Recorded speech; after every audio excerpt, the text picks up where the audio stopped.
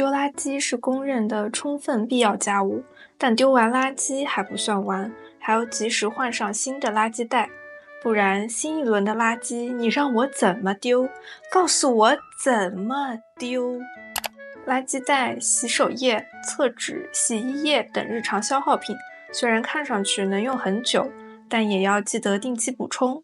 准备洗衣服才发现没有洗衣液，上厕所上到一半发现没纸，是本 J 人想都不敢想的场景。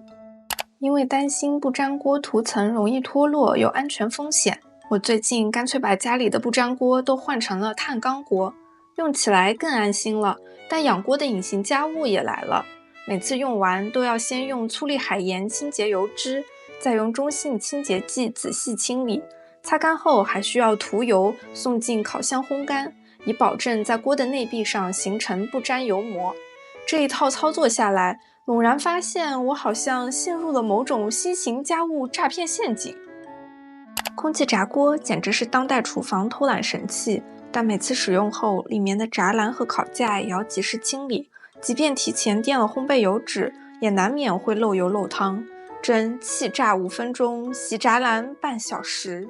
用胶囊咖啡机做咖啡确实很简单，但是它的水箱一般都很小，需要经常加水，而且最好是过滤后的纯净水。用过的胶囊也需要及时倒掉，以免影响后续胶囊的填装。天气逐渐热起来，用过的胶囊如果不及时处理，还可能会闷在咖啡机里发臭。洗碗机堪称解放人类劳动的厨房之光，不过也需要一些人力加成。